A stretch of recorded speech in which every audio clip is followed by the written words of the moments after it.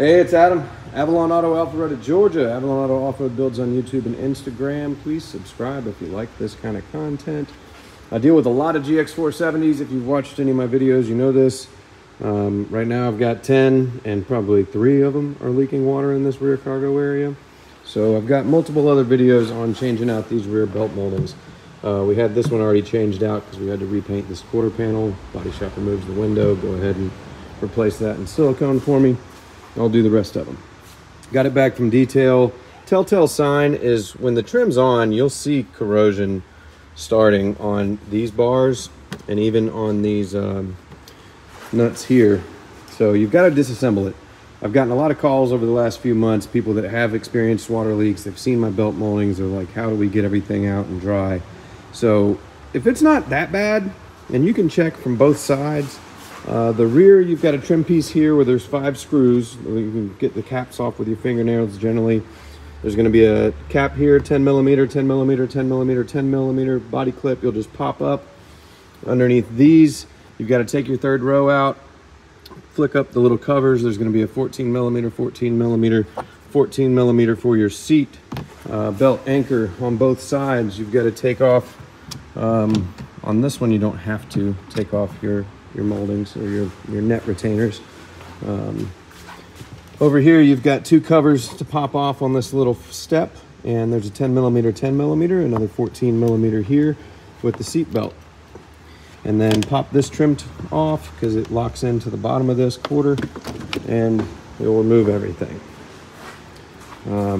You can get just the padding out, but you see this one's been leaking. This stuff is soaked. It's wet to the touch. To properly dry it, you've also got, which this one's been leaking so long, these are corroded. It's going to be fun getting them out.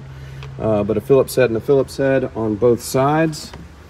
When they've been leaking water for a while, you're kind of damned on those. Sometimes you just have to cut the plastic and take it off. It's not a super important mounting position, so I have had to do that a couple times. You can go through, clean this, simple green, purple power, scrub it, throw a dehumidifier, a little small room dehumidifier like those. We've got 3 of them at the shop. We generally put in after detail just because carpet shampoo does retain moisture. You want to dry everything out. Or with my damn GX470 water leaks.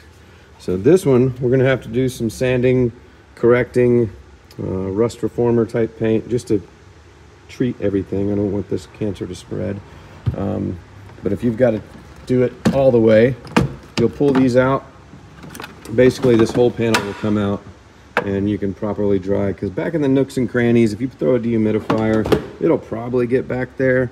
But being able to really see the extent, like this side wasn't leaking as bad as this side. I've still got to unplug that 10 volt or 110 whatever outlet. If you're doing your Mark Levinson sub, now's a great time. GX470s for days over here. But again, get your trim popped up so you can release this. There's a big clip at the bottom. You can just pull this molding back, get in here and separate these panels. And you do just have to use force on them. They're all clips, but they do hold with some pretty good power. And then flip all this shit back. If your screws are as rusty as mine, again, you might have to cut the plastic.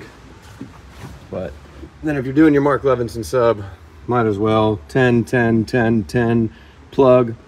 This one's already been unplugged. Probably previous owner was not liking it.